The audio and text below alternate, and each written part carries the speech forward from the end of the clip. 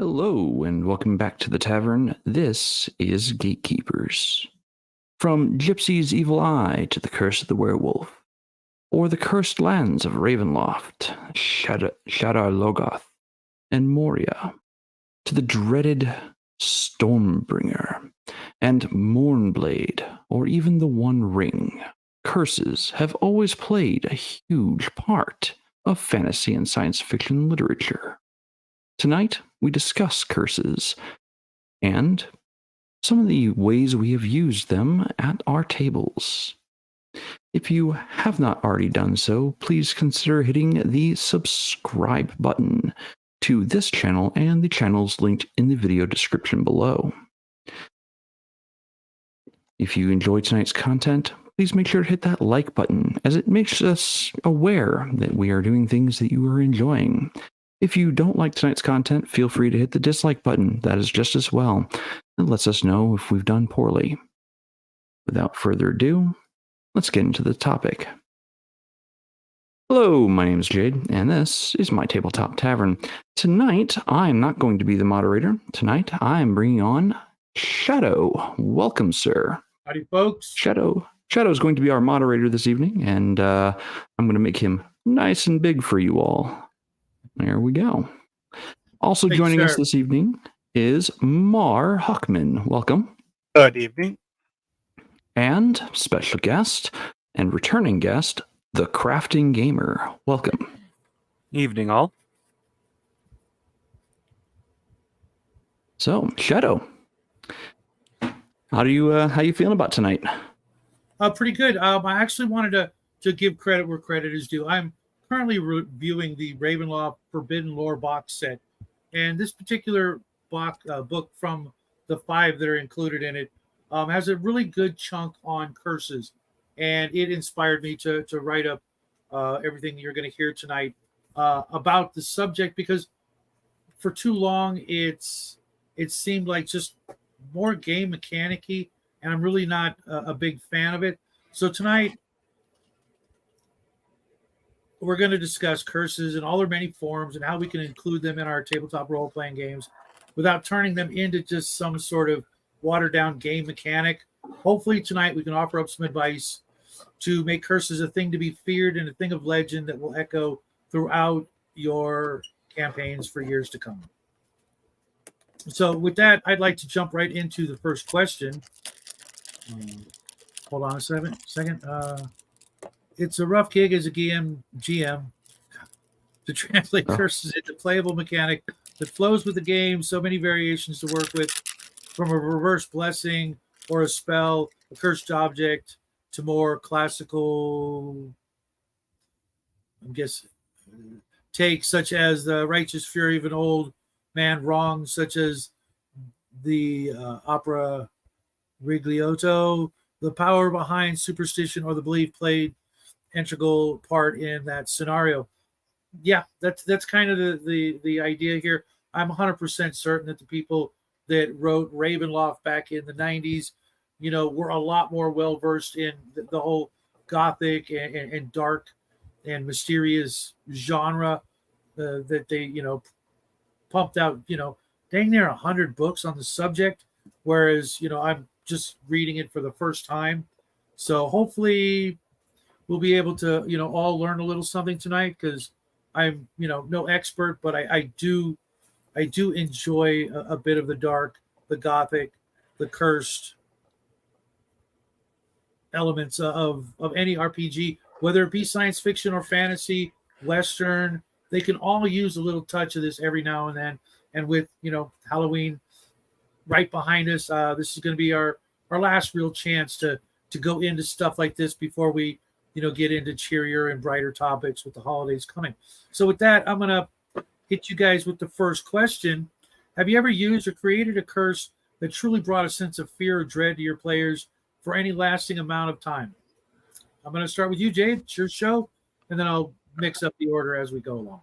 Okay. As for me, I have done some interesting curses. One of my favorites was actually done to me as a player. This is about 25 years ago. One of my buddies, a good friend of mine, who got me into gaming, put put a curse on a character I was playing. He'd actually been wounded by a god-slaying weapon. And instead of killing me outright, as it should have as a mortal, it left a wound that could not be healed and blinded me in one eye. So my character, had to figure out how to adapt to this life without the use of his left eye, as well as a wound that would continuously bleed. He would have to wake up and chug a health potion every single day just to not bleed out. It got expensive, and it was quite a point of contention when it first happened. But I realized for me as a player, my game master was trying to teach me something valuable, that I was more than just a bag of hit points. I was more than just this character who could brutalize foes. Because I was playing a monk, but I wasn't playing a monk with the idea of one of the wise, a wise person who didn't want to fight. It quickly changed my course and my how I played the game almost immediately after it happened. So that was the first time I was actually given a curse as a player, and it changed the way I viewed the game. Awesome. I'll have a response to this at the end, but I'm going to go over to Mar to keep this flowing. Well, this is something that I personally haven't actually tinkered with that much, oddly enough, from a GM side. But I've done some. I guess you could say I've been on the receiving end of several interesting curses while playing games.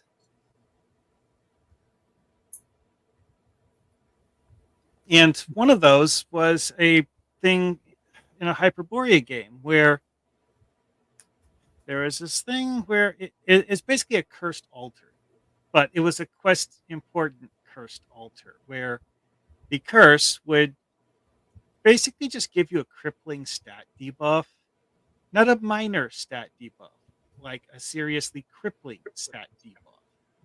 And you had to, find a cleric who could uncurse you to fix it, which what this really did is it made it so that the party had to be very careful about how they approached bypassing this particular obstacle, because if you had to fight while you have one or more party members cursed like that, you're kind of screwed.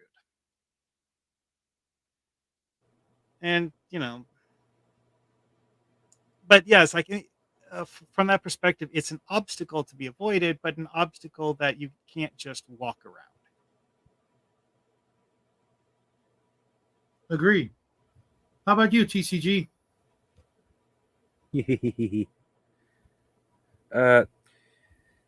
Very simple. Rune weapons. Mm-hmm. There was a rune from a story, I can't remember what it's called, from Palladium, that you'll find this in the kind of a reoccurring theme on the personality part of it. If anybody picked it up, they instantly turned giant-sized, became bald, and became the rune in the weapon, what became their personality, and it was a violent SOB. All it wanted was bloodshed. This is the only time I could say for a fact I let a player basically commit suicide because he picked up the weapon. And it says in the game, character dead. Make a new character if one of the character party members picks this up. Well, that's kind of I don't know how I feel about that. I don't like just laying a trap with such heavy bait that the players are almost invariably going to see the thing and go, I want it, and now I'm dead. It was one among many runes, and it was kind of set all by itself. Like almost like they describe it as being separate from everything else for a good purpose. Like they don't want it with the rest of the treasure. I can deal with that. Not so much as a big caution sign and some yellow and black police tape, but something that should alert the the PCs that, hey, maybe maybe this isn't for you. Maybe you might want to think before you Yeah. act. Oh yeah, I guess like something like you walk into an armory with weapon racks with like 20 different weapons displayed neatly mounted on the walls, and then there's this one weapon that's locked inside a wooden crate. Right. I would definitely, allude to the old, skull and crossbones or something to that effect, to give them the idea that, hey, maybe, maybe this is best left here. But, players being what they are, they're more than likely they're still going to go for it. Now, for me, I had a player who's playing a dwarven character who spent most of his time, instead of trying to, go on the next adventure, spent most of his time trying to craft weapons and armor that were, just vile and nasty, and, all of the traditional sort of anti-Geneva Convention things, the reverse sawback bayonet kind of style stuff, the things that are just completely unnecessary and very undwarven like, to be sure. And the character was cursed with one of the old Dungeons and Dragons Dungeon Master Guide cursed effects from the Artifacts and Relics table of, pick your ability and place it into the more or less generic artifacts, which was actually a really neat system. If you guys haven't seen it from the old Dungeon Master's Guide, Artifacts had a bunch of, slots where the DM could place in a power, a curse, a benefit, a side effect, things like that. And this one was where the player character could no longer touch or be touched by metal. And that was enough to spur the character on to go find a cure for said curse, which we'll touch on in just a moment. But well, let's just do that. Number 2, I'm going to start with you, crafting, and go back up in reverse order. How do you normally use curses or use a curse or curses in your campaign? How do you normally go about it?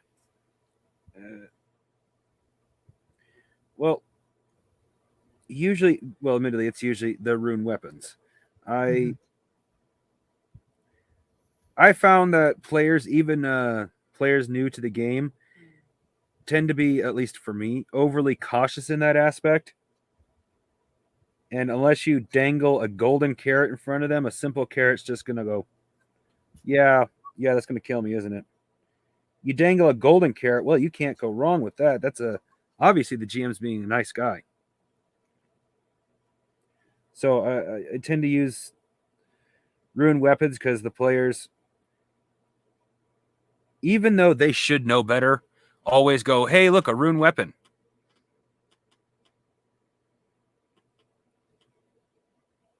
Okay. So you don't do the cursed NPCs, the cursed player characters, lands, that sort of thing? I have had one cursed NPC and one cursed land, but they were part of my one shot, so they didn't last very long. So I have a little bit of experience, but not that much for that. Well, hopefully tonight we will get you to rethink that strategy and use these in a little bit or much more varied ways to not, because I can tell you from experience, if 1 in 10 or even 1 in 20 items starts turning up cursed, the players are gonna be a lot more careful and a lot less trusting. They'll start doing things like scooping up the treasure with gloves and shovels and never touching anything until they let some other NPC do the scrying and the detecting of magic and things like that, which will just eventually put a why bother on your whole artifact, relic, cursed magic item plans. Trust me, I've seen it happen. Not at my games, but in others because I was in them. It's like, okay, well, we know we can't trust anything we find until we have it, scanned and checked out by a professional. So, here's one for the DM. So, how about you, Mar? How do you normally use curses in your campaign? Well, the games I've played in, curses usually ended up being something you're trying to avoid. Like I mentioned, the whole thing with the cursed altar, and that some similar things like that. Like, it was like, yeah, there's a few things in Hyperborea where it's a spell that applies a curse, and it's basically just a debuff in combat. And it's like, it's not that interesting. However, it is something that's usually powerful enough to be meaningful. So, but those are the low tier boring stuff, and some of the Hyperborea curse items are just bad shit. Like, I'm not sure what the person who made this was thinking, but wow. Like an entire cursed room where the walls are glass and will suck you into them. Like the whole like magic mirror thing. It's like, oh, now I'm on the other side of the mirror looking into the room from the outside.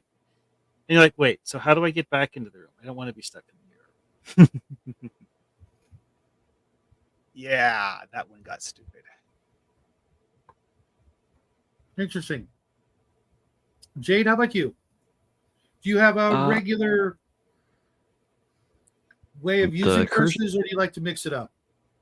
The curse I use most often, and my players do dread this one, when an elderly, a patron or a matriarch of a certain oracle line says to the players, "May you live in interesting times." They know things are about to go sideways in the most epic way possible. I mean, that's a curse in real life. Do you know good priest? Because I'm pretty sure someone hit me with that one.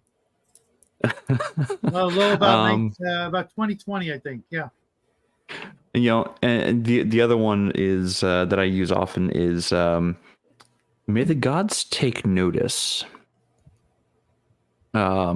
Because at that point, because I do use those pretty often. My players know that when that line is said, there's a change that happens in the game. Things become harder. They start going up against powers of divinity, and they know that something has been set against them, has been arrayed against them. And typically those things are nation or even world-ending threats that they themselves are going to have to figure out how to deal with.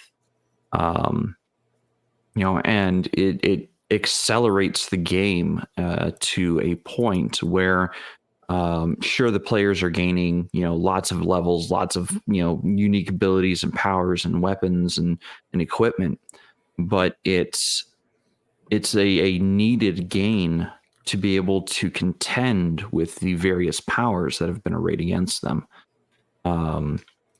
So my players do look for me to say something along those lines when the game is about to change. I just typing in a response to Six Nations. Interesting. If you haven't read The Stone Thing by Michael Moorcock, I recommend you give it a look. See, it's only a couple of page short story, but it's kind of interesting. It's definitely got a nice punchline at the end.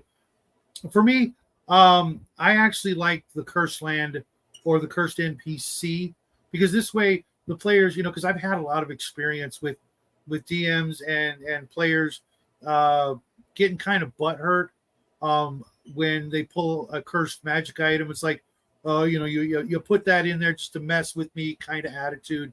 And, especially in the old days where you could just randomly roll that crap up.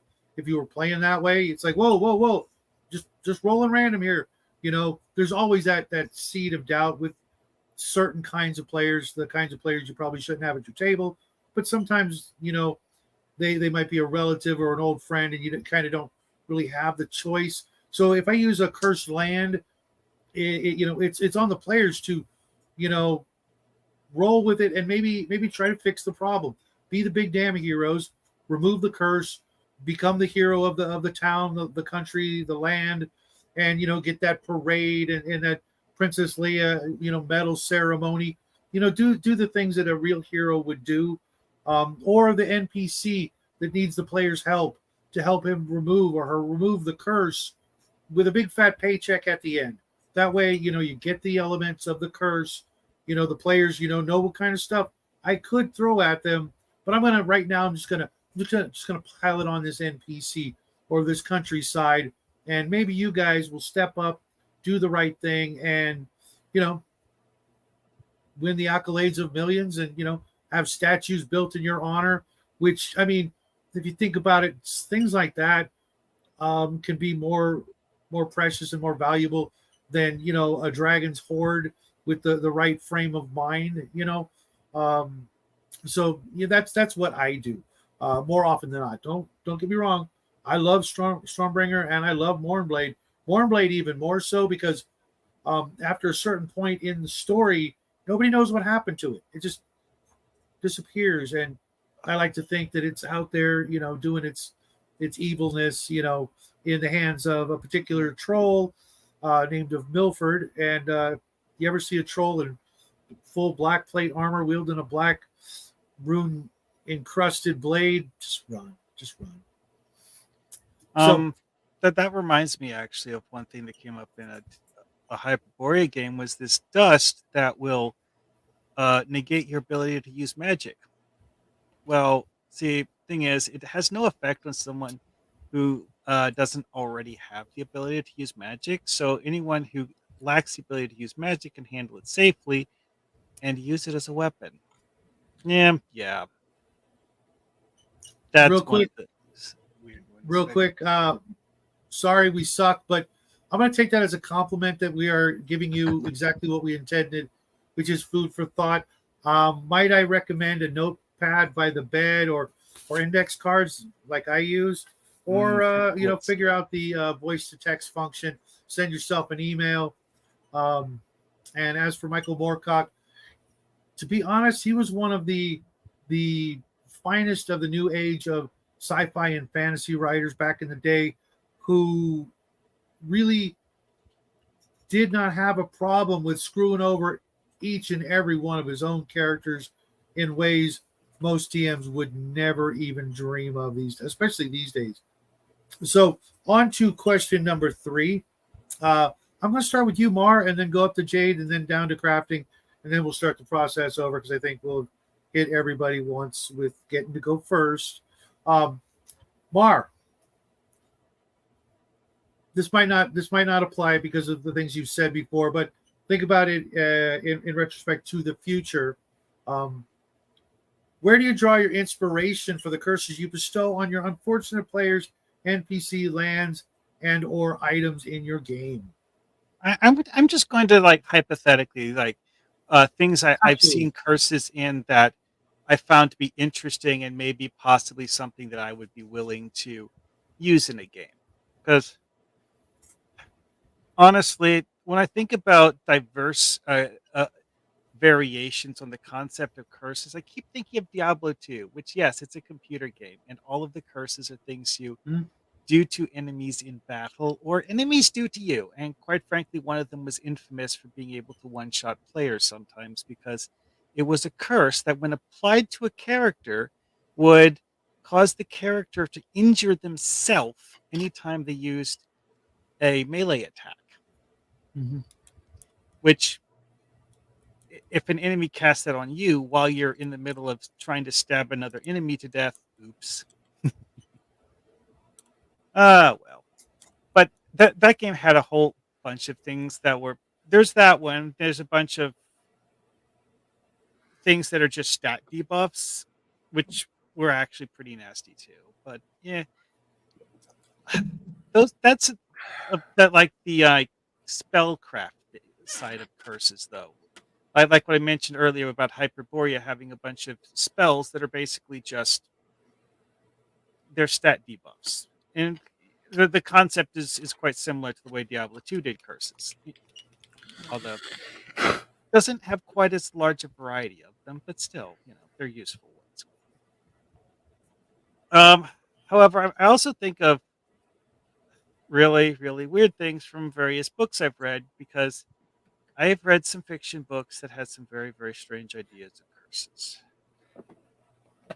some of those curses were things where you're like, okay, why did anyone ever think of making this a curse in the first place? Oh boy. I mean, also there's the old King Midas curse. That one's just so famous and weird that most people have heard of it, even if they would never actually do that to a player in a TTRPG. Oh well. I mean, I have. Actually, I did once play in a TTRPG a character who was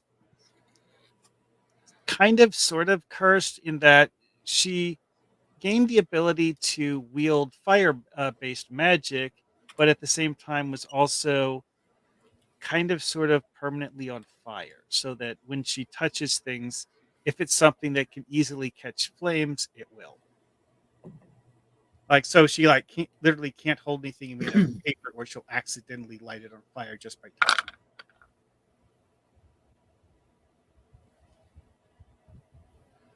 By the way, Jade, love that, putting the question up on the screen for everybody so they can follow along. And it's actually in bigger print than I've got on my device here. So awesome. I don't mind getting my head chopped off by the timestamp. So Actually, they can't see this timestamp. Only we can. okay. So just my vanity is being hurt. Okay, not a problem. TCG. Yep. Where do you get your inspiration from? All over the place. Like in the case of the land-based curse, I was inspired when watching one of Bruce's games. This is a not a recreation, a slight alteration is how I should put that, because the original one didn't come with a particular one that I would now employ. Is how I should put that. I got a bad back and I took some pain medication, so I'm a little frazzled at the moment.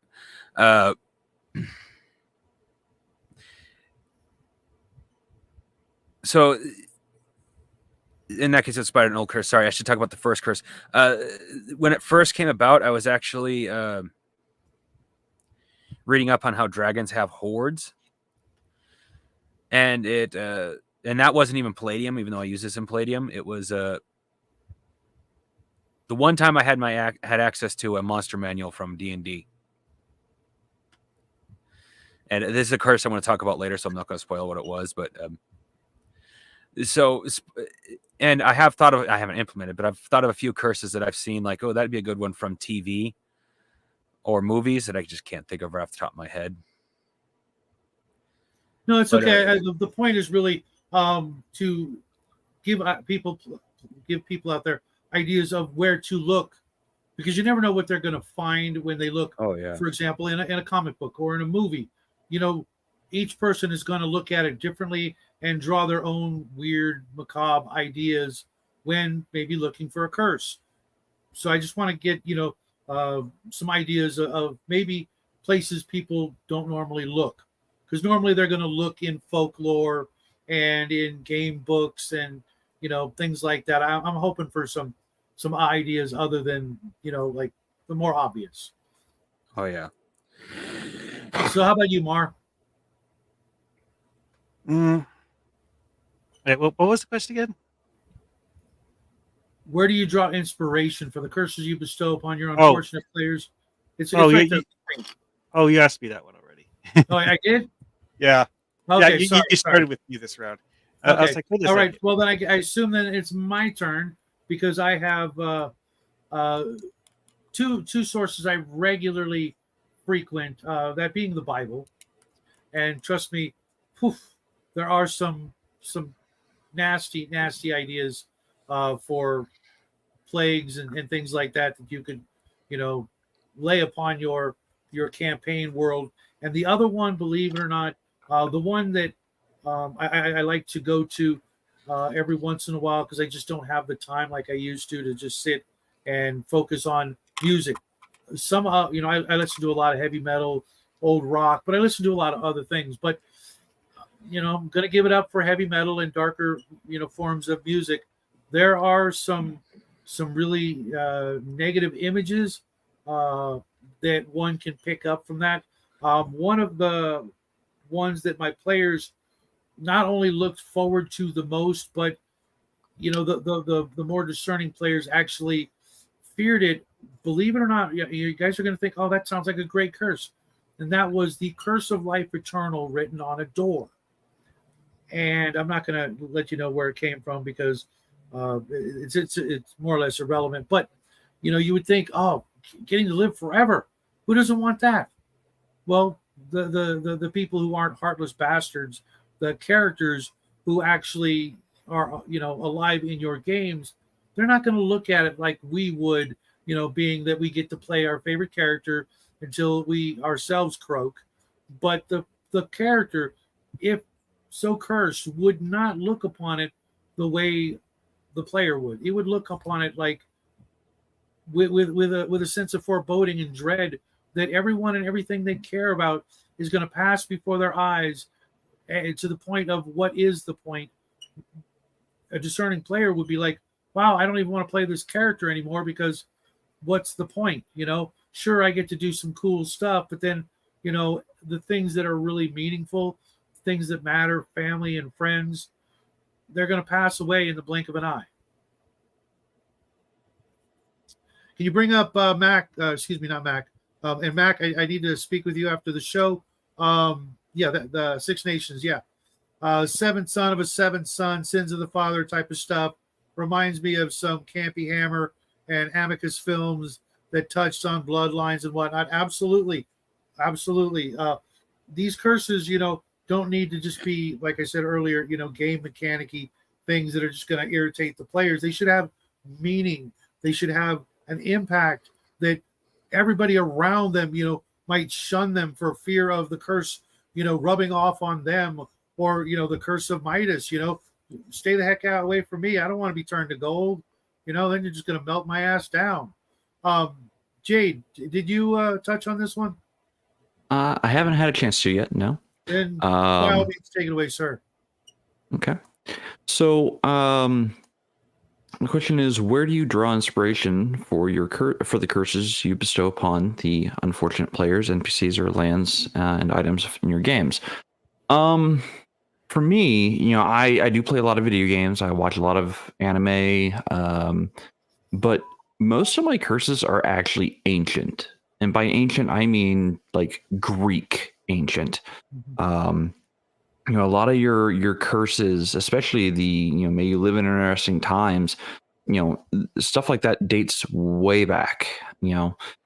So I go to my Greek epics for the most part, because the Greeks made it personal. when a Greek god cursed someone, it was personal. And the person, whoever was the recipient of said curse, they had a hell of a journey ahead of them to try to relieve some of the curse, because they never truly ever got away with it or from it. So that's where I draw my biggest portion of inspiration from, is the Greek epics.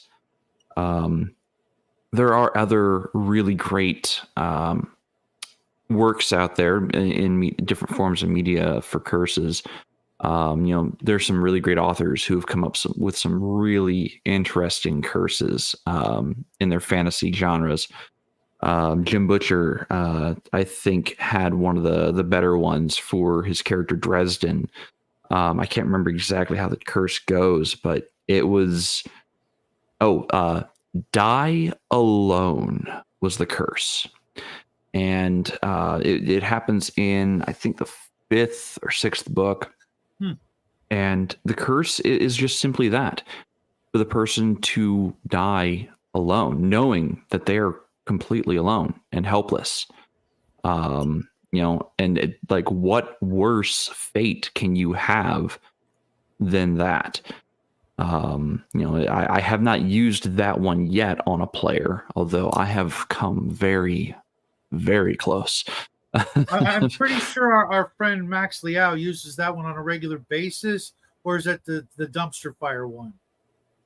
It also reminds me of and you'll probably appreciate this, Mar. Uh, William T. Kirk's curse of no beach to walk on. The one thing that he wants in that moment of weakness, you big tough bastard, was to never know that simple pleasure. Death by fire ants. Okay. That would be pretty awful.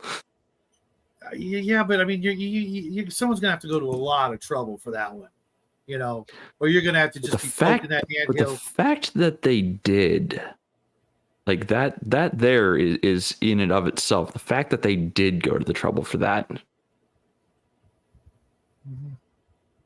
I suppose.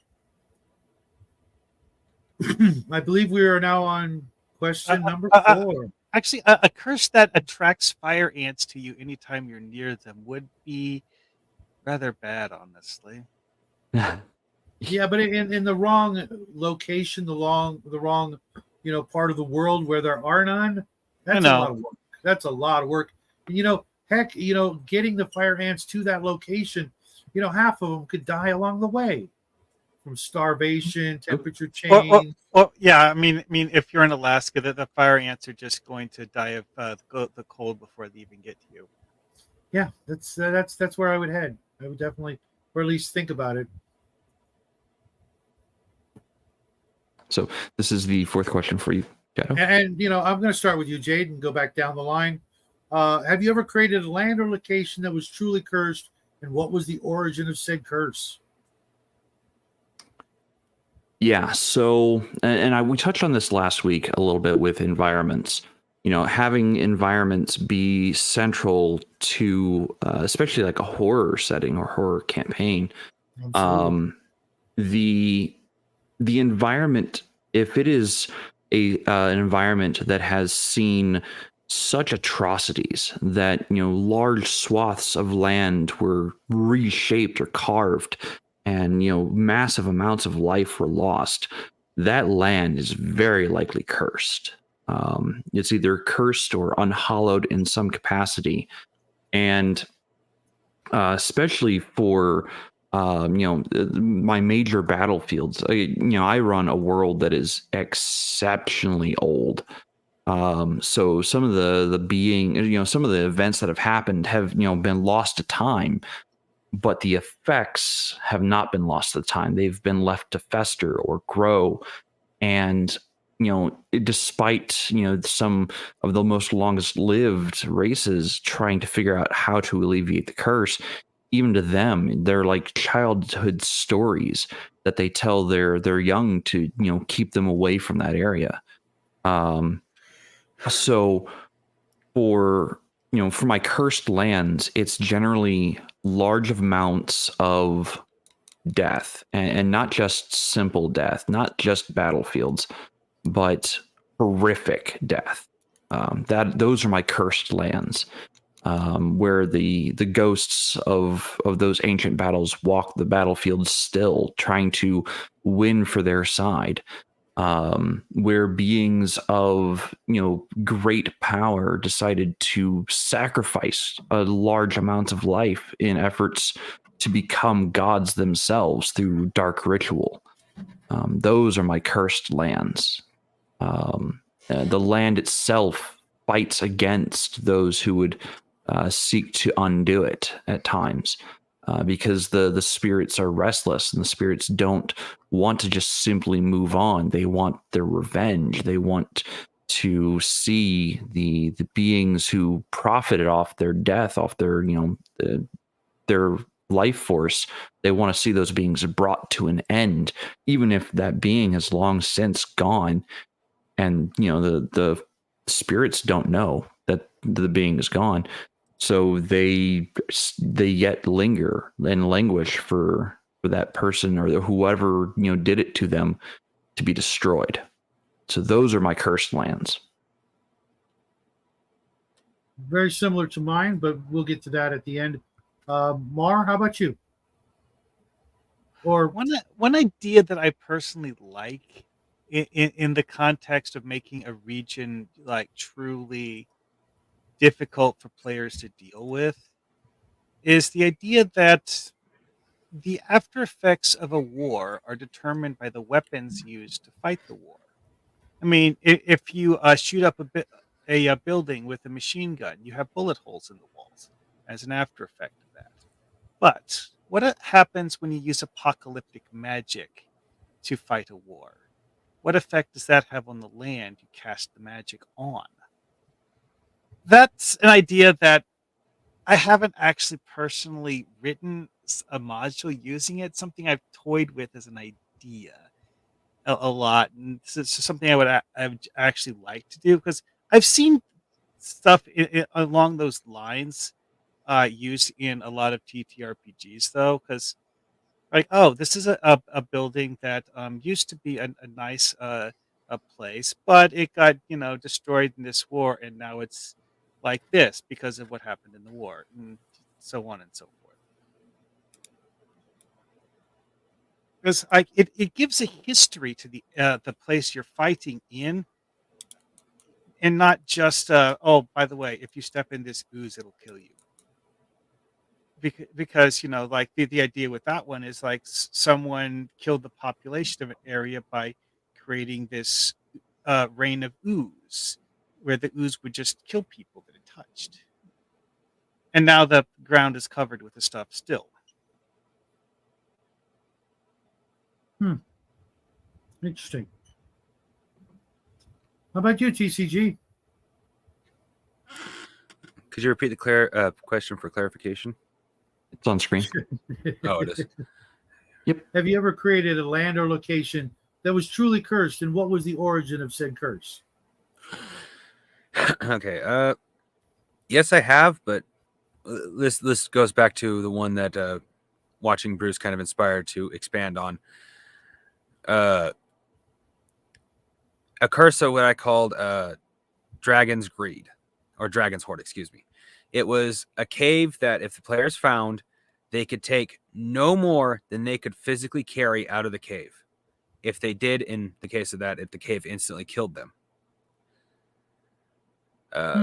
Bruce kind of inspired on make it so they send someone with them as GM, and he tries to get greedy and ends up getting turned into a dragon, which the players have to kill.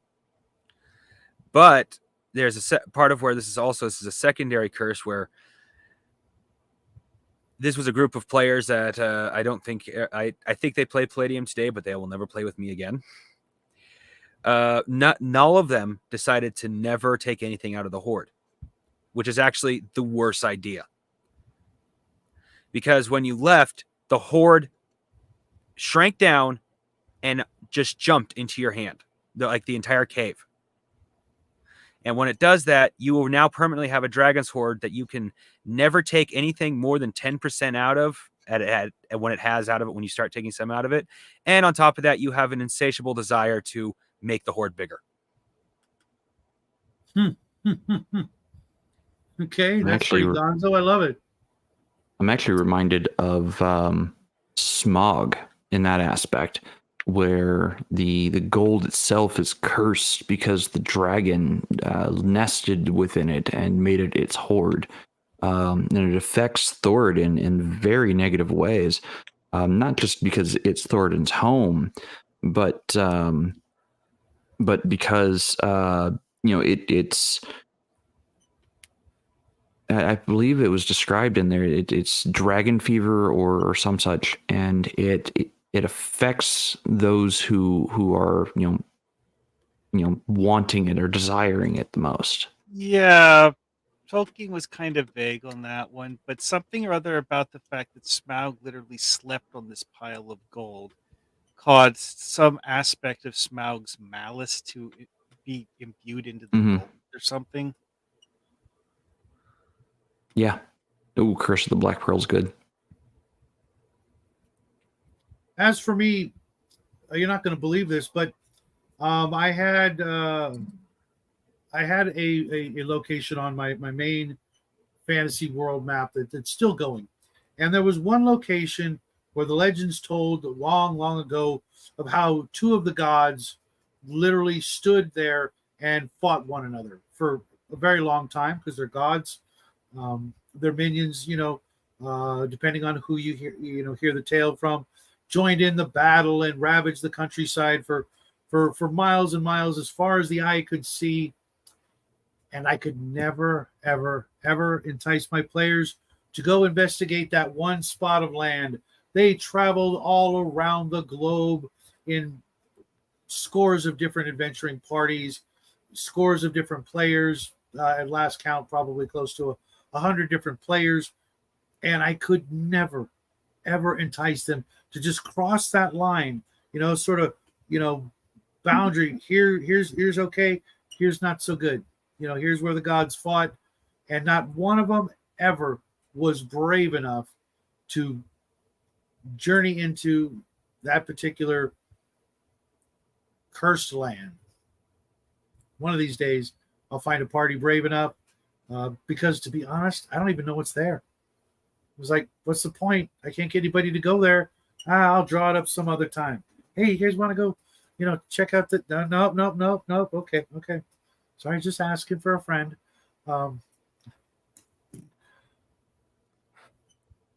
So I believe everybody got to cover this one. We'll head into question number 5.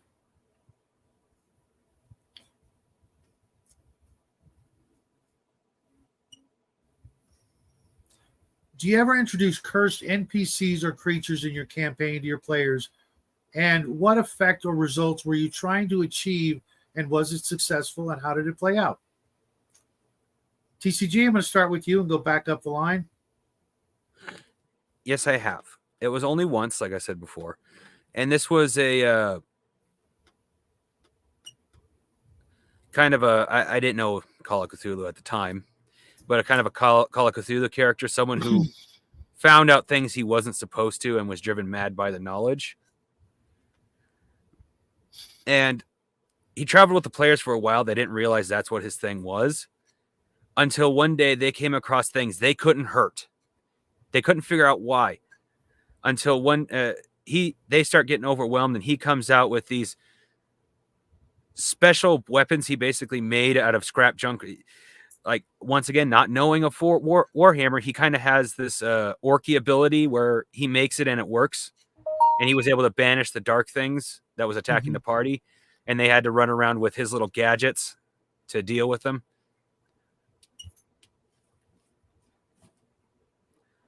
But he was, because of what he did, because of how far he dealt, he jumped in. He was cursed with pure madness. Just not aggressive madness. Okay, trying to stack hot dogs, that sort of thing. End to end.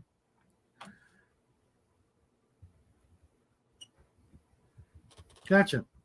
In fact, I think the party kind of kept him, like, I think somebody after, because this is one of my test groups again, I think somebody somebody'd asked me for the character sheet I had for him, and I think he's running around with that party still. He might be anyway, I don't know.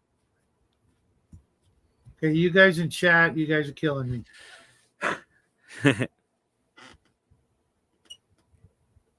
So how about you, Mar? You ever like to introduce the poor NPC or the misunderstood creature that's really just some sort of curse? Well, having a cursed NPC be the genesis for a quest is actually a really good idea. And one of the more memorable Hyperborea modules I played through had a cursed NPC as someone you needed to help as part of the module. And, I don't remember the exact specifics of it, but because that one took a while. But, it's like, it's a great way to get your attention and it's like, give you this thing. It's like, hey, here's a problem to fix. And also that thing that I mentioned earlier, which again wasn't a game I was in, but one that I saw on YouTube. One of the ideas that the GM for that one had was in what was again a Game Master Fiat thing for story reasons. The bad guy that they were having a campaign fighting just shows up at the beginning of one of the things, curses one of them, and then runs off. Well, the effect of that curse was, again, since this was a Game Master Fiat thing for story reasons, he'd prepared this ahead of time. He literally handed the player a new revised character sheet because of the fact that the effect of the curse was to change the female tiefling's character class from warlock to barbarian. Hmm. And then they have to go do a quest to fix that.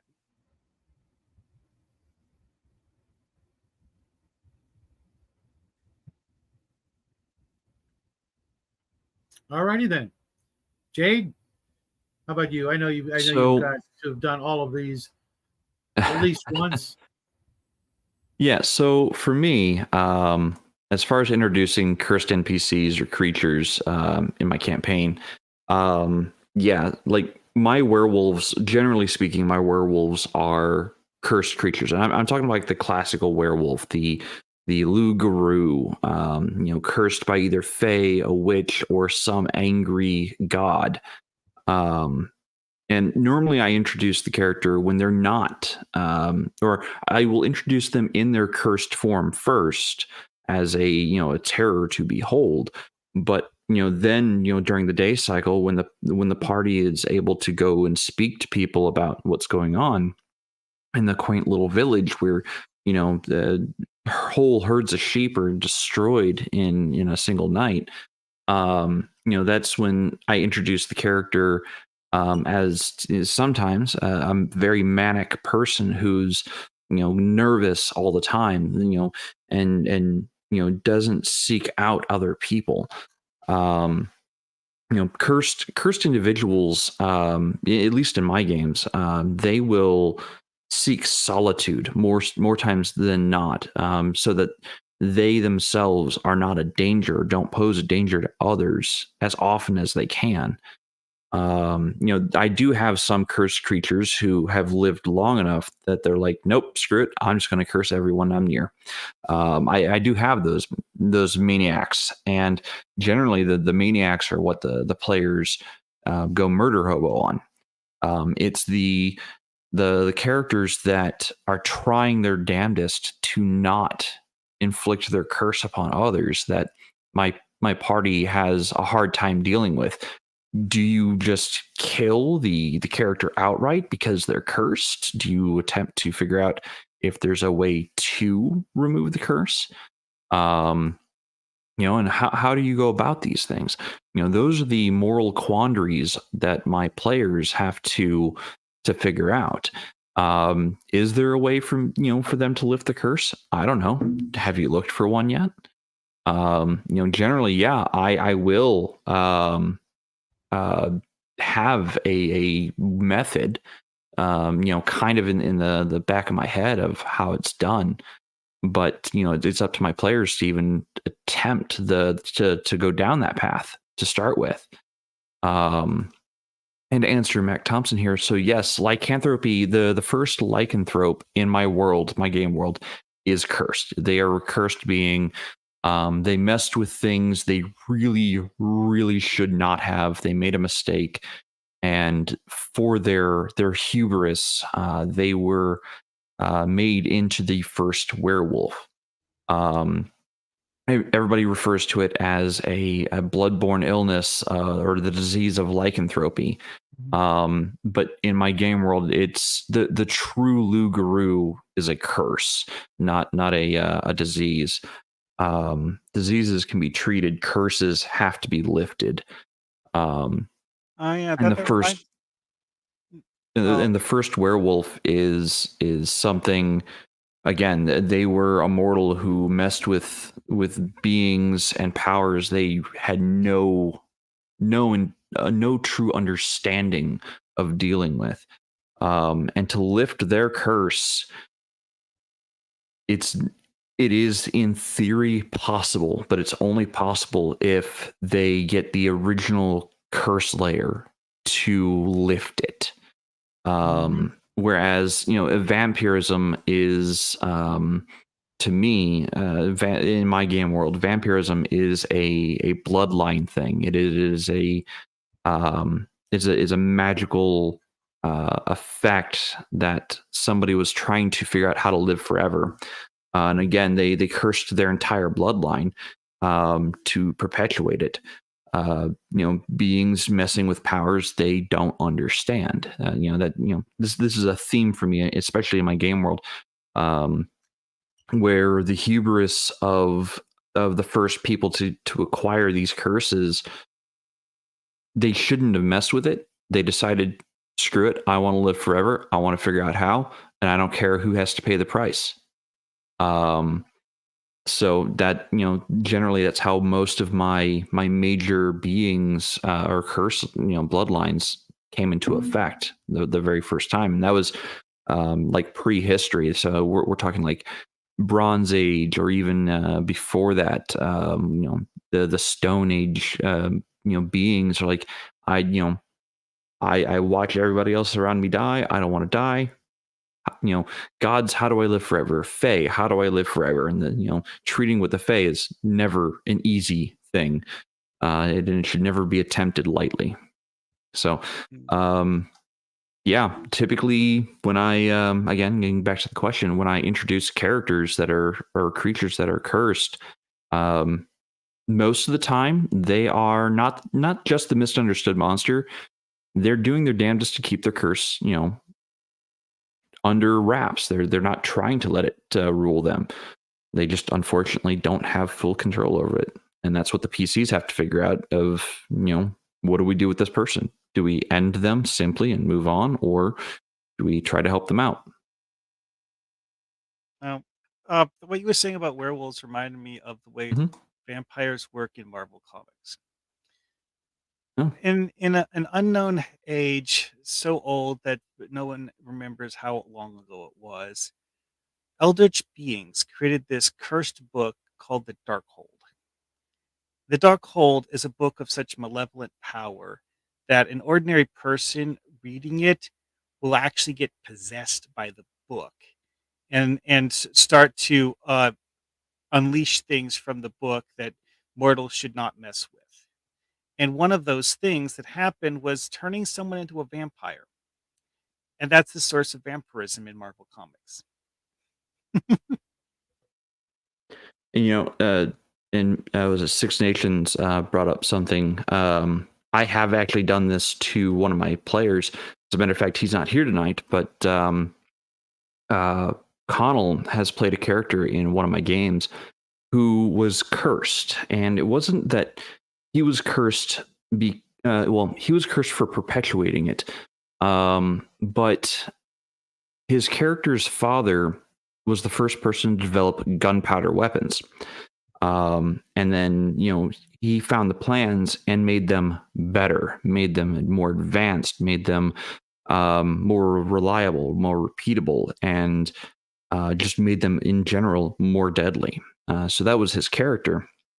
And his character was cursed by elves and fae that for him to live where his loved ones should die, that every person he ever loved will die, and he will continue to live.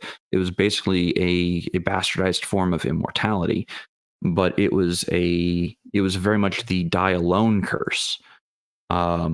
And his character, and there was no simple way out of it. He couldn't just commit suicide. He got 50 more years tacked onto his life, basically, every time he attempted suicide, because he wanted out of it. So the curse did actually have a time limit. He was given, I think it was like 500 some odd years, where everyone who ever knew him from his normal life would be long dead, including some elves that he knew. And that was the character's, his life. So when we actually played the game, he kept it under wraps. He didn't want to tell anybody. He didn't want anybody to know that, yeah, he was the son of the man who made the first gunpowder weapons, and the reason why so many wars and so many atrocities were committed. And he did his absolute damnedest to, as a player, to mitigate the harm of firearm weapons. He went out of his way to purposely make them so that after so many rounds were fired, they had to be replaced. He was doing everything he could to stop the perpetuation of continuing advancements. But unfortunately, once the secret's out of the box, you can't put it back in, the whole Pandora's box aspect. So, his character tried, tirelessly to put everything back into Pandora's box, but never could. I have some thoughts, but I'm going to save those for later, just because I want to get to the next question. But before that, I like to mix the two. I like to have the monster and the NPC, sort of a Jekyll and Hyde, also the werewolf.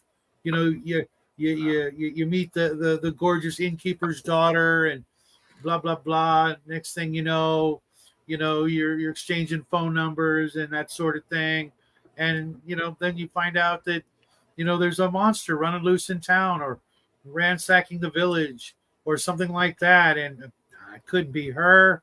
Nah, I couldn't. Something. I like to mix that whole tragedy, in with it, which we will get to as well later. But giving the players more than just the usual kick down the door, kill the monster, take the treasure, rinse and repeat. I want a story. I'm not going to write the story, but I'm going to throw enough things out there that if they go in this direction or that direction, they're going to get a good story. And the Jersey Devil, like I said, Dr. Jekyll and Mr. Hyde, that whole sort of idea that the monster isn't just a blank set of stats, or I should say a static set of numbers with no story, no backstory, no future, just a now, kill it, get it over with, get the XP. I want them to have to track it down and do the research and, maybe do the literal, tracking it in the middle of the night, trying to, follow its footsteps or its blood spattered footprints in the town after it's taken the lives of one or more innocent victims, until when they finally get there, they find out it's the one person in the whole wide world they wish it wasn't.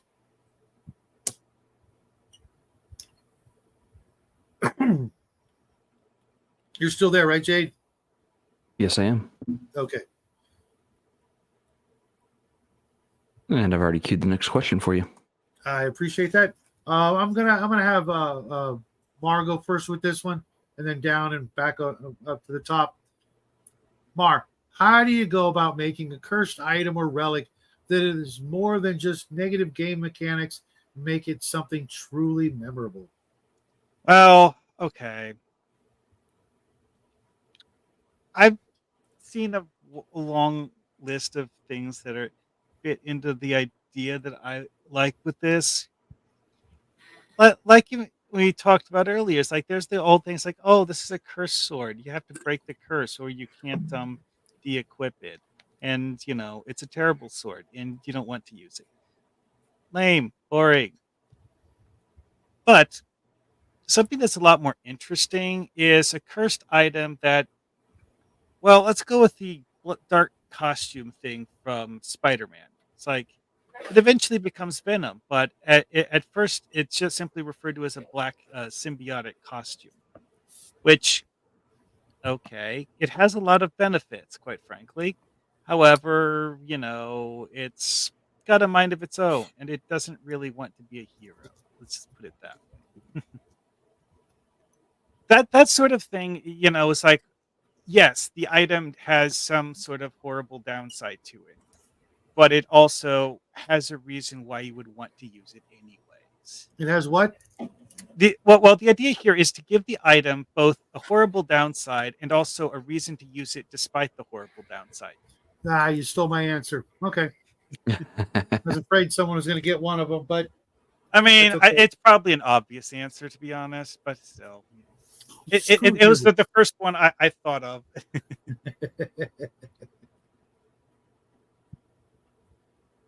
Can you give us an example of something really cool and really terrible at the same time? I mean, like from games I played, in one of the Hyperborea games I was in, there was a helmet that would do damage to you equal to a quarter of your hit points anytime you took the helmet off. And while wearing it, it made your character scary looking. So you didn't necessarily want to wear it around all of the time. However, it was actually a very powerful helmet.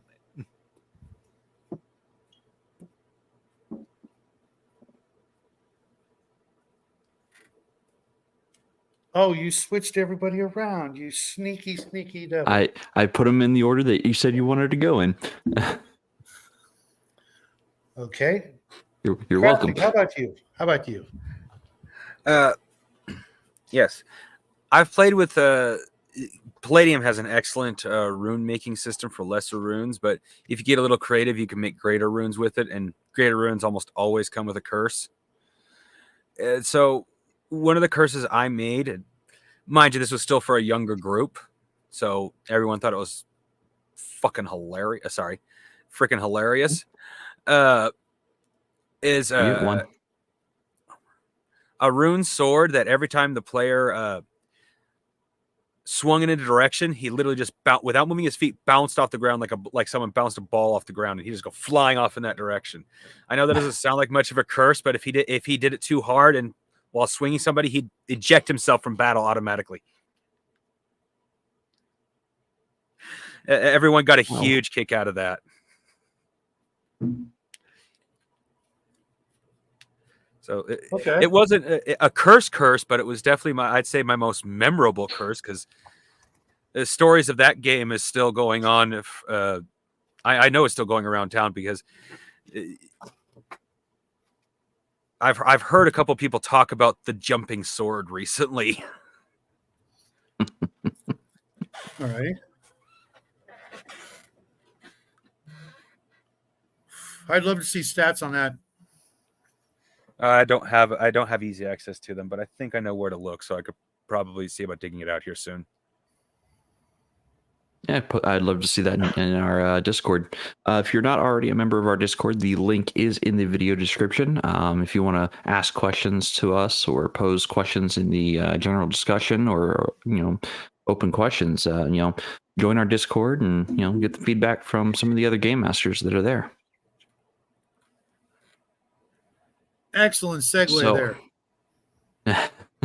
So, making cursed items or relics more than just game mechanics and truly memorable. In many ways, the players do this for me. Like, I might have a pretty awesome magic item that might have a minor drawback or might have something tied to it.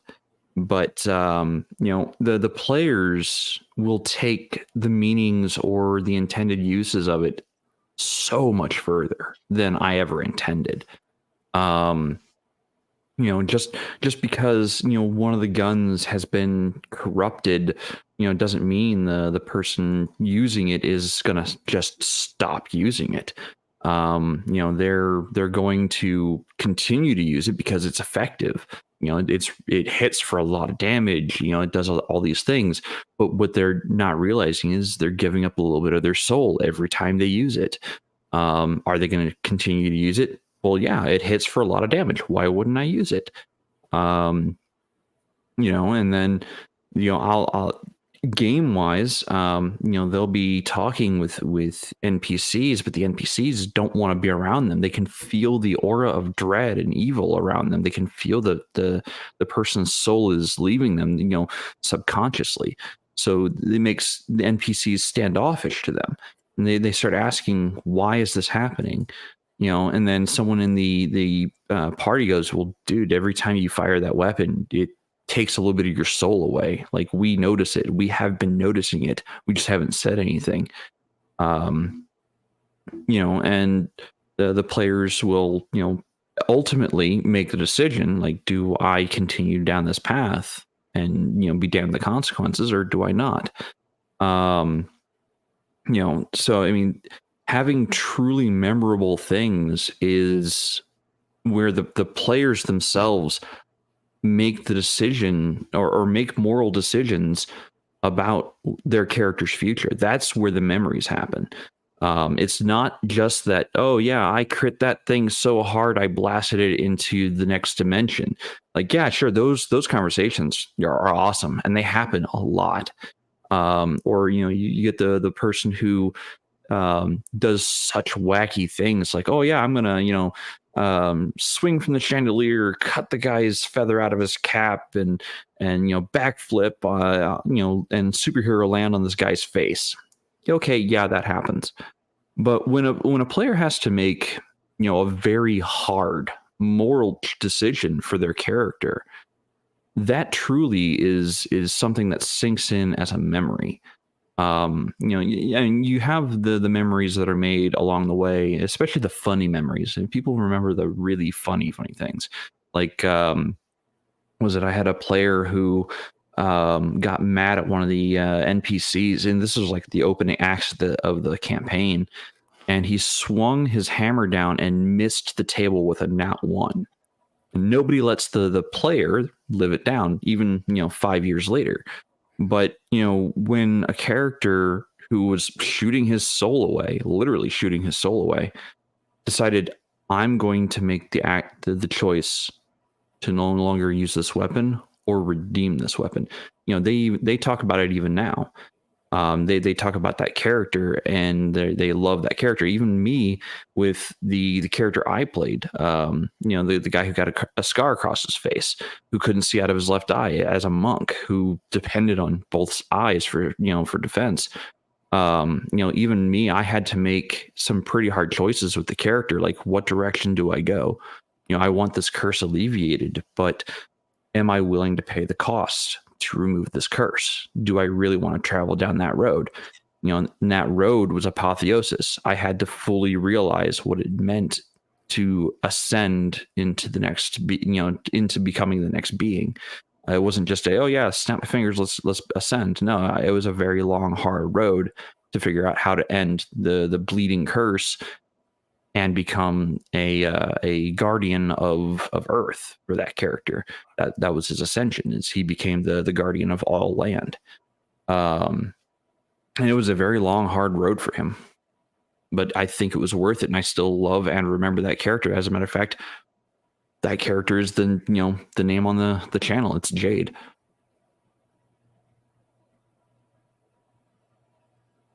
Wow. For me, my absolute most favorite spell, psionic, or even superpower, and possibly, in my opinion, the most useful and powerful ability one could ever gain, is the ability to teleport. And a lot of DMs really hate it because it makes short work of certain situations.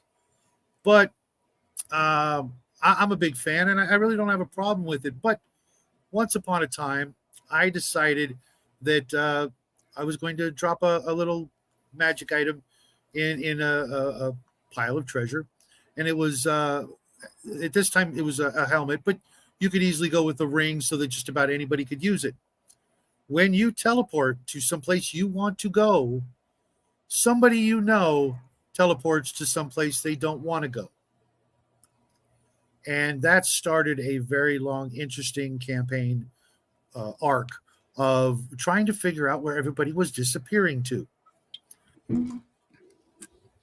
And the only way to remove the curse was to either find these people or to yourself teleport someplace completely random that you knew you did not want to go, but were willing to take that step. In one case, I had the wearer of the device start to receive horrible nightmares of the horrible fates they left these unsuspecting NPCs in. They would, be cursed in their sleep by the person who knew darn well what happened, and it was all the player character's fault of you put me here, and I can't escape, and it's all your fault, and that sort of thing. I even gave them a little hint.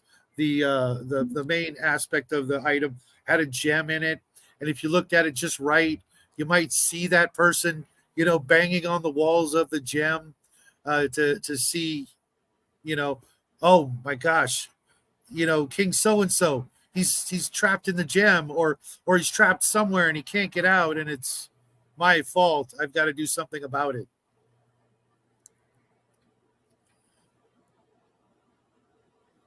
Yeah, I'm a dick like that on occasion. Normally, I'm a big fan of teleportation. I love it. The things you can do with it, the good you can do, the time you can save, etc. But every once in a while, you got to pay the piper. That is a very creative one, to be honest. It's like, because the most severe downside I've ever seen a teleportation ability used with in fiction previously was the idea of you can only teleport by swapping places with something the same size as yourself. The thing is, though, if you're teleporting to a location, you can't see your destination, you're going to swap places with something without knowing what it is. Yeah, that would be pretty nasty. You want to get into the room, but there just happens to be a troll in the room. And now your friends are confronted with a big giant troll taking your place. Nice. That would be mean. Oh, that's so mean. I love it. I'm gonna steal that. Sorry, players. No, Be my not. guest. I like the idea of balance. The curse doesn't have to be full on evil, and malicious and nasty. It could technically, it could be quite humorous with the intent of being funny. To be honest, that teleportation one, I got the idea from a Teenage Mutant Ninja Turtle cartoon. Why am I not even a little bit surprised? I know. Well, I'm going to be in a Turtles game next year, believe it or not. Something I never thought I would say, let alone admit on camera. But I'm actually looking forward to it. The Max 80s were a wonderful time. Max was, always, and probably still is. I haven't been on a show in a while, talking about how much he loved, the whole anthropomorphic animal sort of, games, where you're playing a mutated animal. So, true to spirit, I have to pick the bat. Yes, the man bat, or the something. So, whatever. Man bat. That'll be my character for that. So, Bloodworth, you heard it here first. I'm going to pick the bat. Not going to pick the badger or the weasel, whatever that one is that has the insane dexterity, physical prowess, whatever. I'm just going to go with the bat. Just want to fly around at night, checking things out, None of that vampire stuff. Just, give me a couple of apples and I'll be happy. And we'll see where that goes. Oh, a fruit bat. Those are interesting. In real life, fruit bats are actually the largest ones too. Yeah, that's what I figured. I don't want to be like, like a 3 foot tall flying, humanoid bat. Give me some stature. Right, like the Man Bat from Batman comics. Exactly. I mean, why go with like something that's going to end up being kind of small and easily caged and that sort of thing.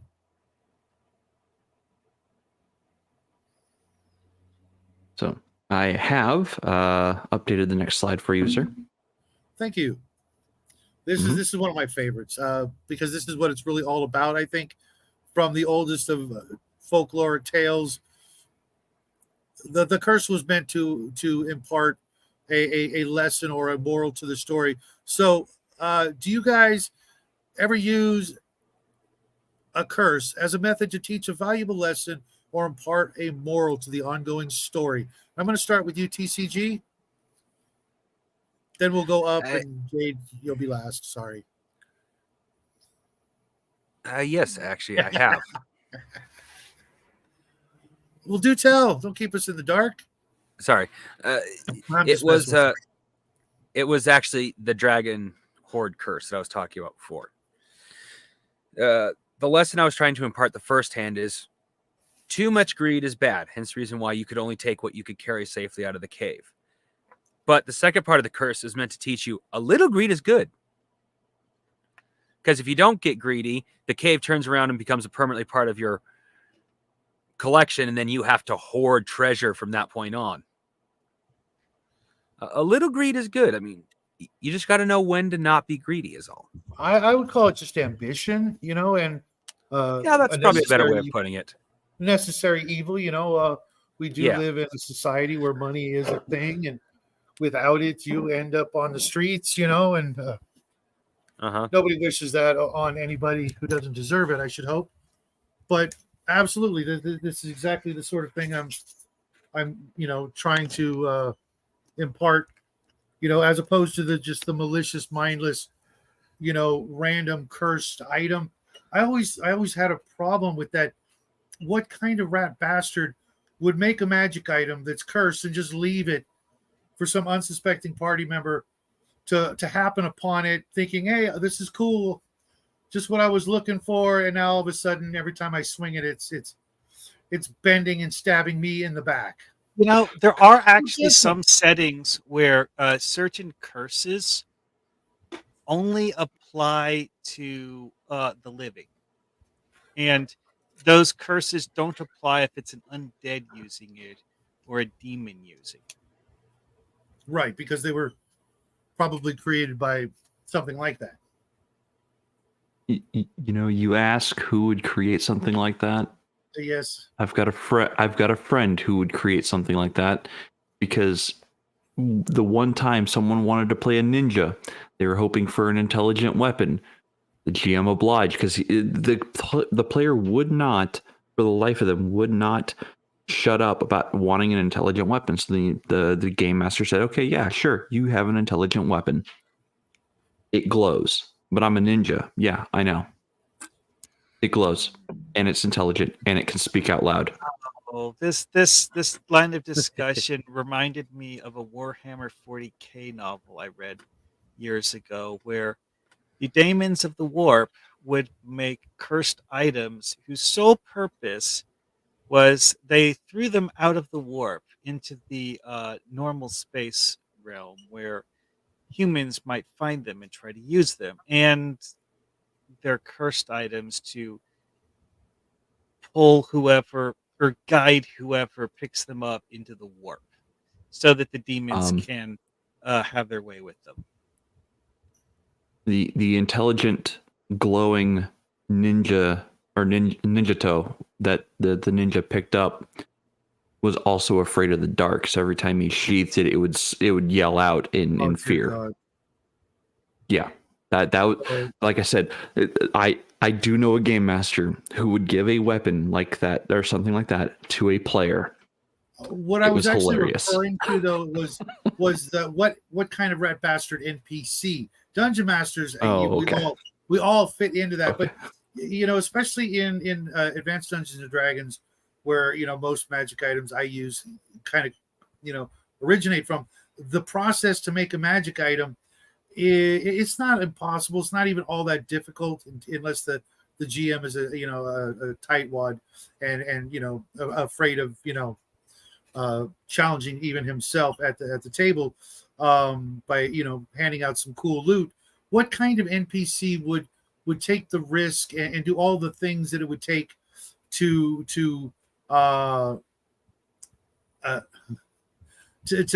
spend the time and the resources to make such an item that benefits literally nobody ever?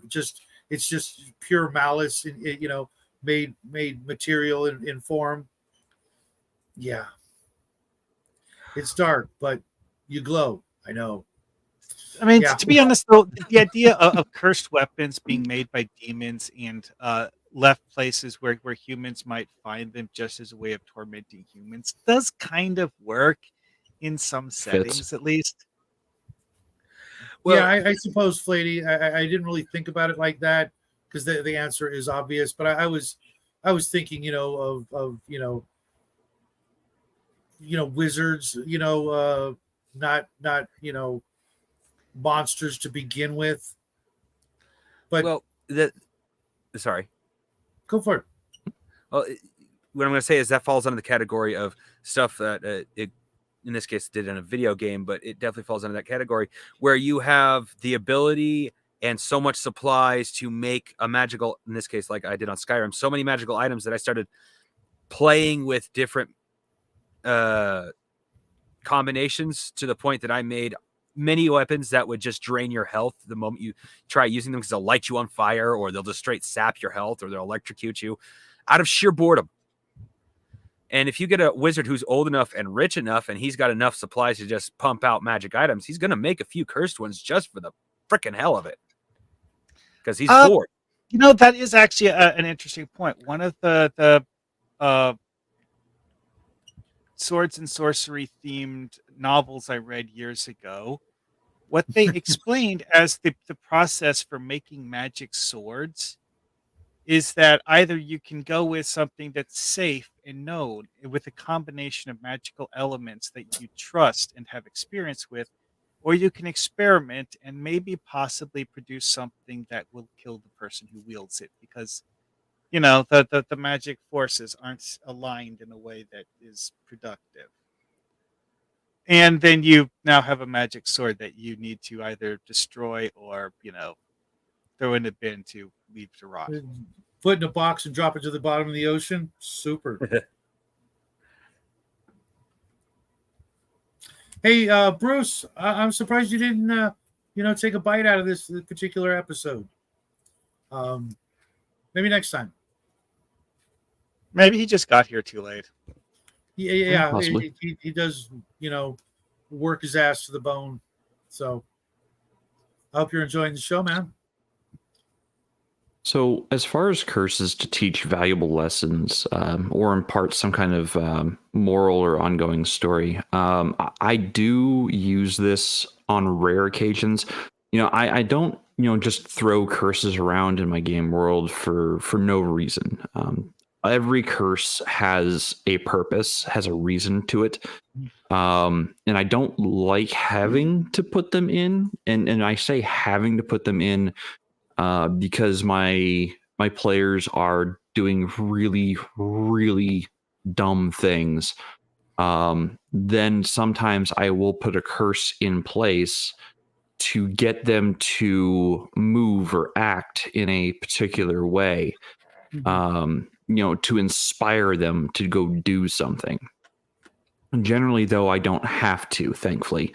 Most of my players understand the onerousness is on them to move the plot and move the story. It's their game, their story, and what they do and actions they take determine the flow and rate at which we proceed through a game. Very rarely do I have to put a curse in play that forces them to choose a direction of some kind. What direction they choose, I really don't care typically. It's their choice, but they must choose to do something. I don't like acting upon my players. I like my players acting upon the knowledge they have and the game world ahead of them. Whatever they choose, that's what they choose. But as far as teaching lessons or moral, stories, it was used on me. Like I said, in one of the very first games I ever played, and this is, quarter of a century ago. This is 25 years ago for me. And it taught me the value of not being a straight up murder hobo. And that's the way I was playing the game for a number of years. Even after that point, I still wanted to play murder hobo like characters, or characters that were very, very effective at what they did. But that was the character, like I said before, who was wounded on the face. I had to learn to role play and truly learn to role play because of that. Which for me, at that time, it was something I hadn't done. I didn't understand how to do that. So, and the game master I had was willing and was patient and willing to work with me to teach me how to be more than just numbers on a page, and how to be more than just, dice rolls on a table. So, I think the curse was more life, like real life lesson, than it was game lesson. It taught me how to play.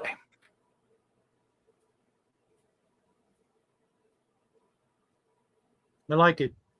For me, there's an old saying, and sorry, my camera is glitching out right now. I don't know why. Probably because I went downstairs. But the old saying goes, "Be careful what you wish for. You just might get it." And so often players are seemingly out for themselves.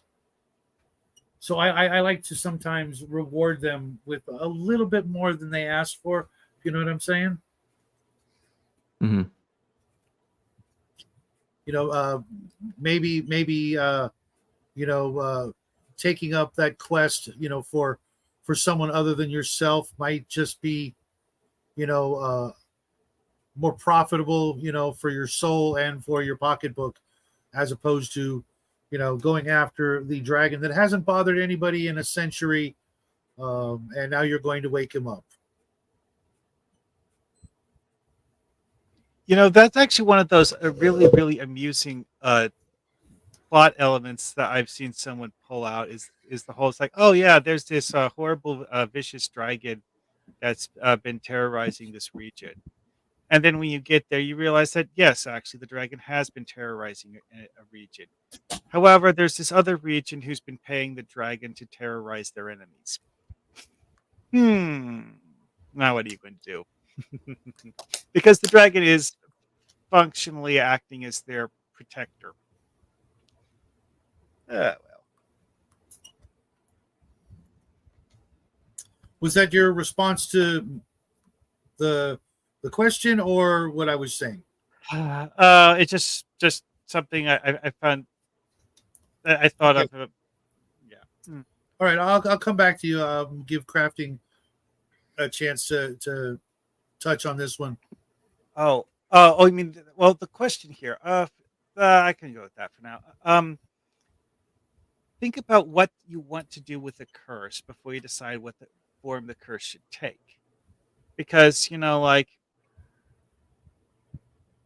what impact do you want it to have on the campaign? I mean, if it's a cursed item where all you do is go back to town and have the local priest uncurse you, I mean, you need to think about what you want the players to do with the item and why the players would even bother with the item in the first place before you put it into the game. And if it's something that it's like a cursed building that horribly mangles whoever goes into the building, again, think about why you want the players to go there and what you want the players to do there. And then decide if you want to go ahead with that idea or come up with something else. Okay, how about you, crafting? Do you ever use a curse as a method to teach a valuable lesson? You already asked me that. You know what? That You're was right. my that Sorry, was the guys. Dragon Cave. Okay. Yeah, Well, I thought he skipped ahead to the next question. Yeah. Sorry, it happens. Well, crafting, I'm going to give you a chance to tackle this one first. Then, why would you recommend to our fellow game masters placing a curse in your ongoing campaign? For the fun of it. Well, seriously, that is part of it. But on the more serious side of it, it is a great way if you have murder hobos like Jace, like Jade said, almost said Jace. I know it, It's Jace. great. Everyone calls him Jace the asshole. No, she is. I call her a she, and she's actually not a bad person. Anyway, Sorry, I only know continue. one Jace. Sorry. It's a great way to teach a gamers a direct lesson in that aspect. It's a great way to impart moral lessons, like I was talking about. Too much greed is bad, but a little, as you say, I'll use your word, ambition is good. There's also the cursed items can be used to both in make a player more powerful as well as dull down certain aspects. Like if you if you want this sword that can cleave an ogre in half, you're going to have to take a reduction in this particular stat. So you won't be as epic as you were, but you can at least cut something in half with this with no problem, type thing. I haven't done too much of that, so I don't have any good examples. But a cursed item can be used for just about anything, provided that your players are able to get your reference, because some don't, and that you actually do it in a manner that makes sense to the players as well. Because they can't get your reference if you can't communicate it very well to begin with. I think I just used more words than was necessary for that. Also, I just realized rereading the question that I read it wrong when I was attempting to answer it earlier. I read it as Oh, the previous how. question? No, the current one. I read it as how, okay. and that's what I was relating a few minutes ago. Oops. Why? Well, why is a very different question than how. If it's plot Well, go for it. important, and you need the plot to do certain things, then go for it.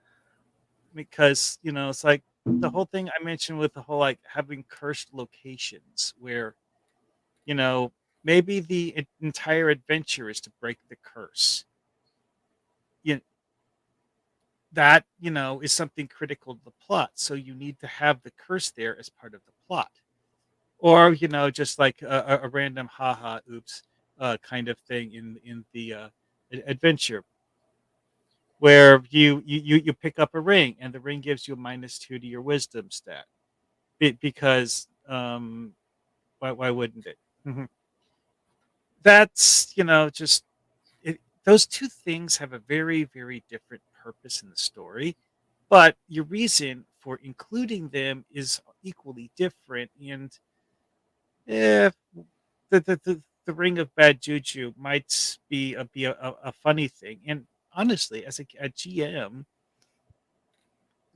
you wouldn't necessarily actually have to do the whole thing of like, oh, it's cursed and you can't remove it.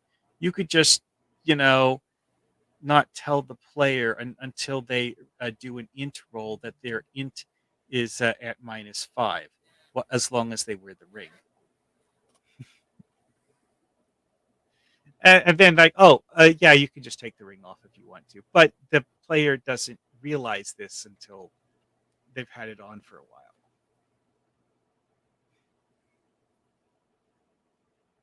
That's just something I would throw in as a gag for the fun of it, because it doesn't really mess up the adventure, probably, but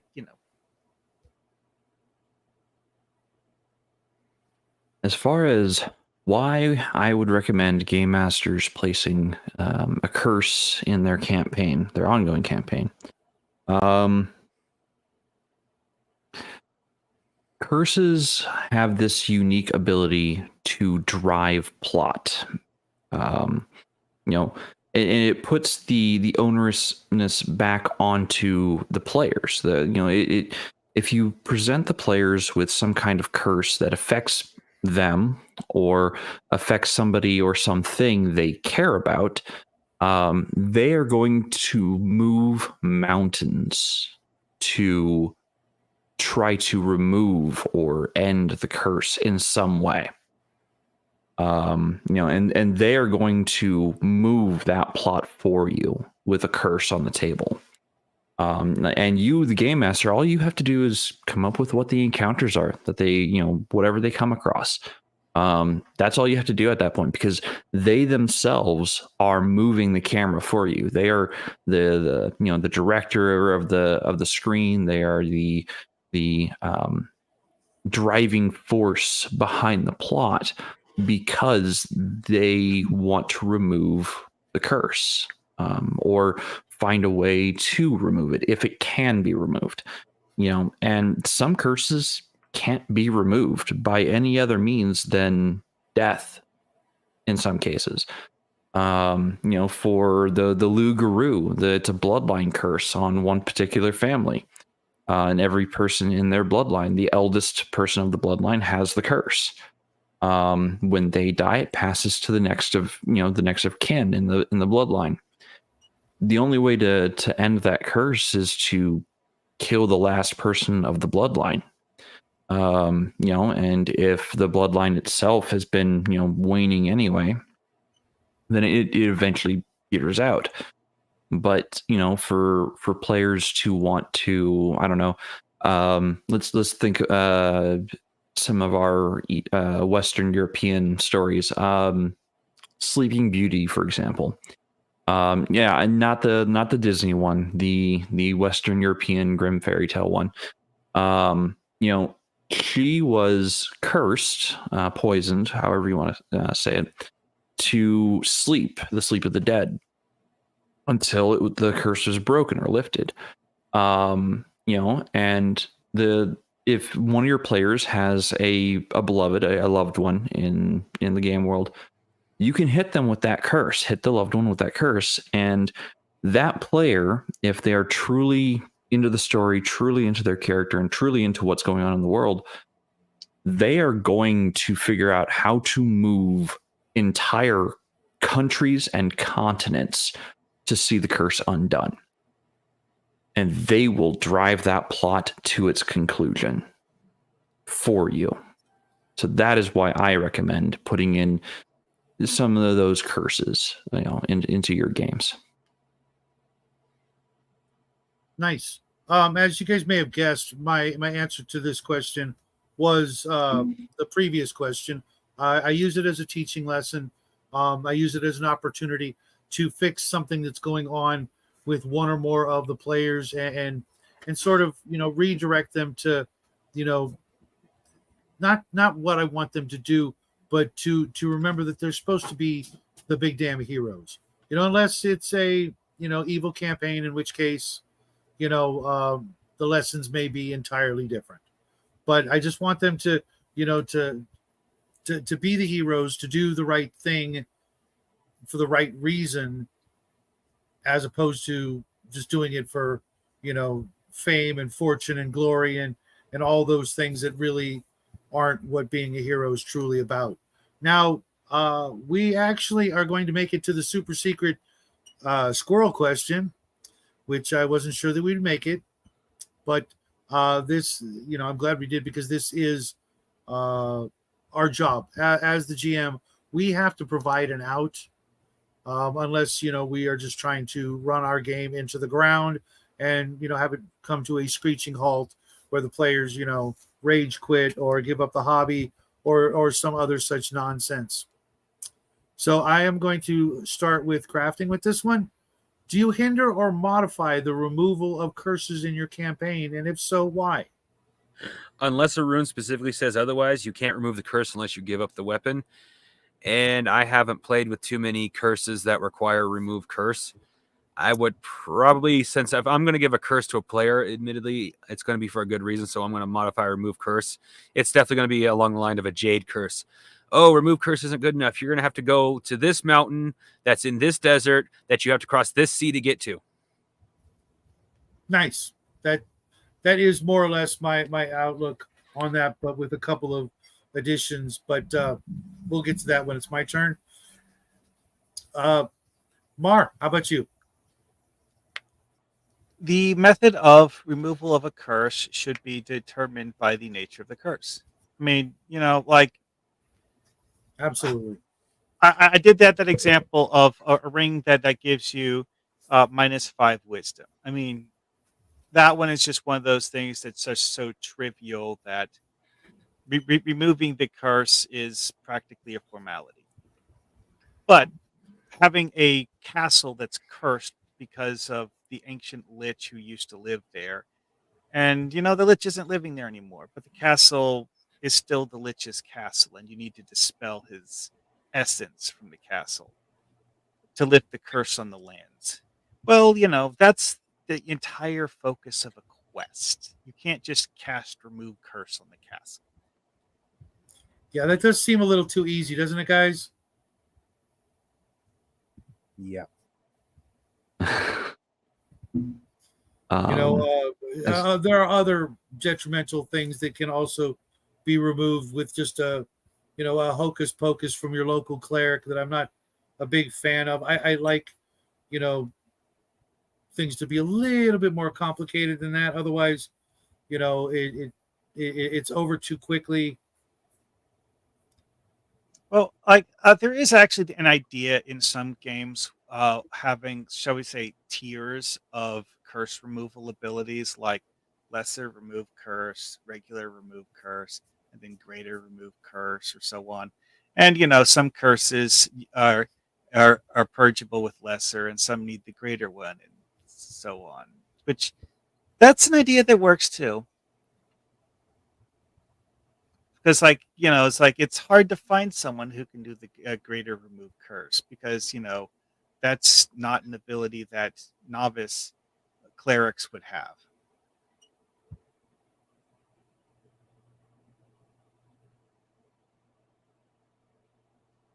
So, hindering or modifying the removal of curses in games.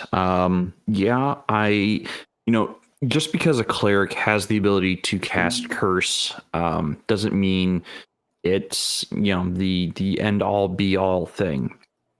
Generally, it's just a mechanical thing. But the true curses, and that I'm calling them the true curses, not what the cleric can do, but what gods and dark fae and even jinn or other creatures can do. The truly dark curses are ones that should be innate, or I'm sorry, it should be not innate, but should be intrinsic and unique things, that can't be removed by any other means than going and fulfilling what the curse's demands are. Sure, a god with a miracle could probably remove a wish. The question you should be asking is, would they actually be willing to remove the curse, or is it something that the god wants to see the characters do to succeed at, to prove their mettle, to prove their worth in the world?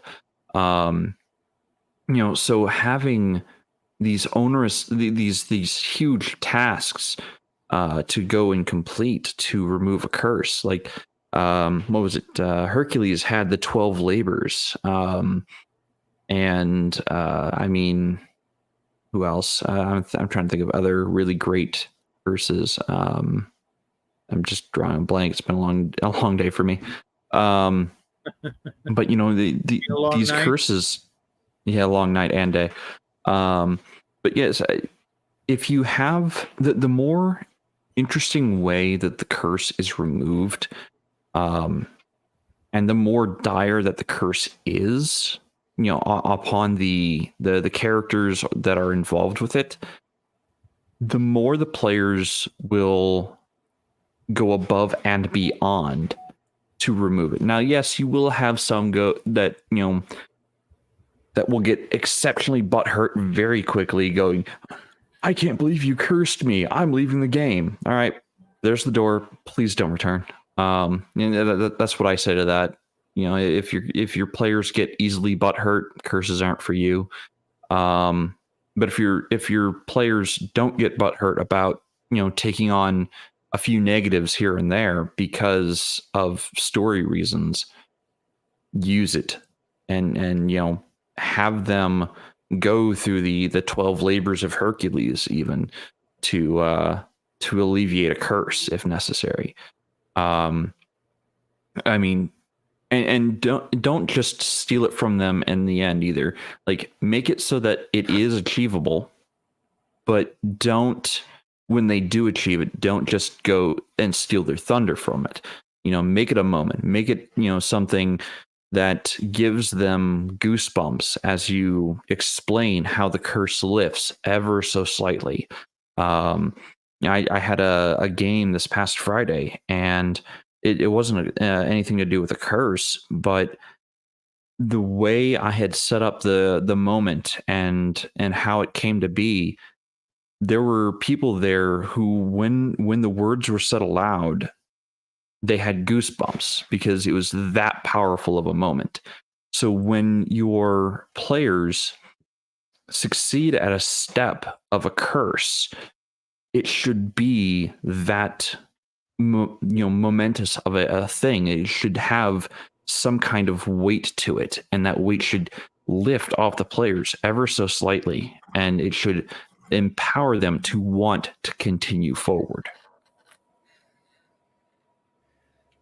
Listening to that reminded me of a concept that doesn't get used as much as it probably should in TTRPGs, but is a rather fun idea as a variant for curses.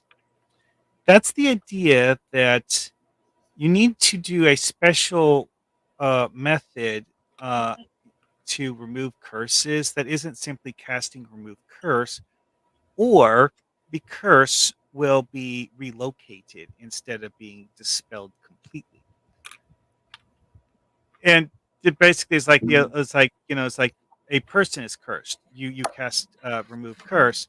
The curse jumps to a different person. And so the idea That's here sneaky. is that you would need to do a ritual where the cursed person or item is in a location where the curse can't jump to something else in order to remove the curse properly. Or just force it to jump into something you don't want, and then, okay, whatever, we're done here. Faraday cage the person from curses. I like it. Unless the curse goes back to the remover of the curse, there's always going to be that option. And I do like the idea of having the punishment fit the crime, and the atonement fit the punishment. Mm-hmm. It shouldn't be just a simple game mechanic. Otherwise, it loses all of its impact and will soon be forgotten. Like so many times the party has been healed of a grievous wound. Oh, cure light wounds, we're good. Let's move on. Yeah. No, if you get a grievous injury, it should be memorable. You should, any of us who've been scarred or broken a bone or something like that, it's left a mark on us. I mean, I have a permanent scar on my left arm that I got a few weeks ago when a piece of wood being used as a support beam under a building fell on my arm. Right. Yeah. It wasn't even a real injury, but it left a permanent scar anyways. Right. The injuries. it should leave a mark, whether it's physical or mental. There should be something. And I too am a fan of the rituals and the exorcisms and things like that. They make for a great memorable scene, when you remove the offending entity or magic. You should see it. You should be able to smell the effect of it, being removed and dissipated or sent to where it belongs, wherever that may be. The idea is to teach a lesson, but if the lesson is just a slap on the wrist, that's not going to be very lasting. You're not going to remember it, and you're not going to learn from it, both the players and the referee, because sometimes the player may, or excuse me, the GM may also have maybe done something they shouldn't have done, and maybe it'll give everybody a moment to reflect on going forward, and hopefully like I said, it will leave a lasting memory and everybody will learn something for it. That's what experience points are all about. Yes, it's a game mechanic, but it's meant to reflect that you've learned something, even from your failures and mistakes and the tragedies and triumphs along the way. There should be some balance, and hopefully you guys out there in TV land will take this to heart and use these ideas in your next campaign somewhere down the road. Maybe tomorrow, maybe never. But one thing quick is that that thing you were saying about teaching lessons. One of the most memorable things from a Hyperborea game that I did was someone who was basically, like doing Monty Hall, like, oh hey, that's a cabinet. It looks like it has loot in it, and just like grabbing everything and shoving it into his pockets. Some things in Hyperborea you should not grab and shove into your pockets. One occasion that happened, one of the objects that a player grabbed like this and tried to shove into his pocket was an exploding skull. Yeah, that taught him a lesson.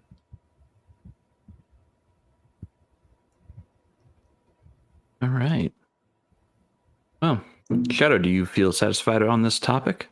Absolutely. I'm really happy that we made it through all 9 questions. I wish my camera was working. Sorry about that, folks. One more picture for Hungar to save for his collection of odd, embarrassing moments of the Shadow. Yeah, thanks, guys. Appreciate that. Yeah, that was me not dissatisfied with anything other than my camera, not you folks at home, which we are really, really grateful and thankful that you guys showed up and added to the conversation. Jade's going to be starting a new thing where all these questions will be in the show description, so anybody who comes in at a later moment can come in and continue the conversation or add to it in the comment section, because videos like this really should be evergreen, and long after we're gone, when players are wondering how folks used to play Dungeons and Dragons or other role-playing games, they can come back and still gain something from this, as opposed to our other live streams where we just goof off for a couple hours and more or less get nothing done. Absolutely. Yep. So, does anybody else have anything to? Okay, well, take us out of here then.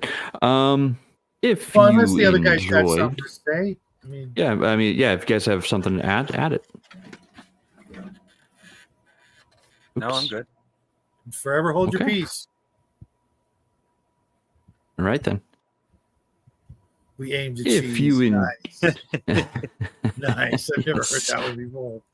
That's great. I'm stealing If it. you enjoyed tonight's content, please consider hitting that like button. If you really enjoy our content, please consider hitting the subscribe button to this channel and the other channels linked in the video description.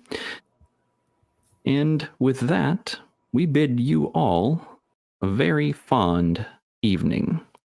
We'll see you next week with a new topic and, hopefully, some more thought-provoking conversation. Have a great night, everyone.